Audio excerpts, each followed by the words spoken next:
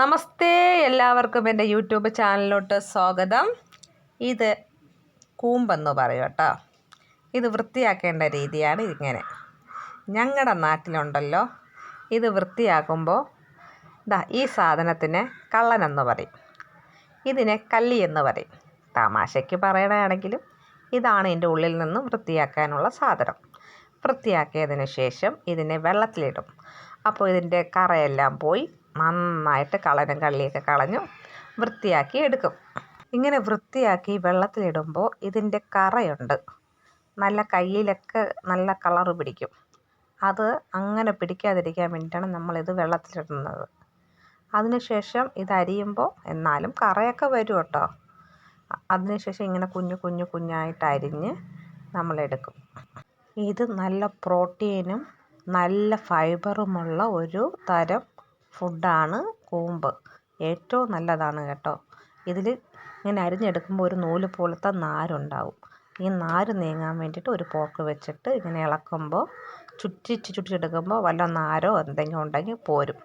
അതിനുശേഷം ഇത് നല്ല വൃത്തിയിൽ കഴുകി വെള്ളം വാരാനായിട്ട് ഓട്ടപാത്രത്തിൽ വയ്ക്കും. ഇനി നമുക്കൊരു മസാല ഉണ്ടാക്കാം ഈ തോരനിലേക്ക് ചേർക്കാനായി. ആവശ്യത്തിനുള്ള നാളികേരം, മഞ്ഞൾപ്പൊടി, ജീരകം, വെളുത്തുള്ളി, പച്ചമുളക്. ഇത് നമുക്ക് മിക്സിയുടെ ജാറിലിട്ട് ഒരു കറക്കി എടുക്കാം. മസാല റെഡി. ഇനി നമുക്ക് കൂമ്പ് തോരൻ ഉണ്ടാക്കാനുള്ള സാധനങ്ങൾ: വൻപയർ പുഴുങ്ങിയത്, നമ്മൾ നേരത്തെ അരച്ചെടുത്ത കൂട്ട്, ഉപ്പ്, കടുക്, കറിവേപ്പില. ഇതാണ് ഇത്രയും മതി കേട്ടോ. നമുക്കിതൊരു വിറകടുപ്പിൽ ഉണ്ടാക്കാം.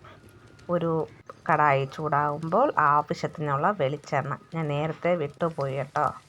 അതിലോട്ട് ആവശ്യത്തിനുള്ള കടുകിട്ട് നന്നായിട്ട് കടുക് പൊട്ടി വരുമ്പോൾ നമ്മൾ നേരത്തെ എടുത്ത് വെച്ചിരിക്കുന്ന കറിവേപ്പില ചേർത്ത് കൊടുക്കണം. കറിവേപ്പില കഴിഞ്ഞ് അടുത്ത് നമുക്ക് ഈ അരിഞ്ഞ് വെച്ചിരിക്കുന്ന കൂമ്പിട്ട് കൊടുക്കാം. നന്നായിട്ട് ഇളക്കി യോജിപ്പിക്കുക.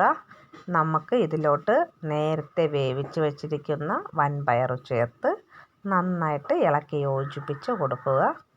അതിലോട്ട് നമുക്ക് ആവശ്യത്തിനുള്ള ഉപ്പ് ചേർക്കാം. ഈ സമയത്ത് ഉപ്പ് ചേർത്തിട്ട് എല്ലാം കൂടെ നന്നായിട്ട് ഇളക്കി യോജിപ്പിച്ചതിന് ശേഷം ഒരടപ്പിട്ട് മൂടി വെച്ച് വേവിക്കാം. അടപ്പ് തുറന്നതിന് ശേഷം നമ്മൾ നേരത്തെ അരച്ച് വെച്ചിട്ടുള്ള മസാല ചേർത്ത് ഈ വാഴക്കൂമ്പ് അതിൻ്റെ മുകളിൽ തപ്പിട്ടിട്ട് പിന്നെയും മൂടി വെച്ച് വേവിക്കാം. അടപ്പ് തുറന്നതിന് ശേഷം ഇത് നന്നായിട്ട് ഇളക്കി യോജിപ്പിച്ച് കൊടുക്കുമ്പോൾ നമ്മളുടെ കൂമ്പ് തോരൻ തയ്യാറായിട്ടുണ്ട്. വളരെ സ്വാദിഷ്ടകരമാണ്. ഇത് നമ്മൾ ആഴ്ചയിൽ ഒരു തവണയെങ്കിലും നമ്മുടെ മക്കൾക്ക് കൊടുക്കണം. വളരെ ടേസ്റ്റായിട്ടുള്ള ഈ കൂമ്പ് തോരൻ റെഡിയായി.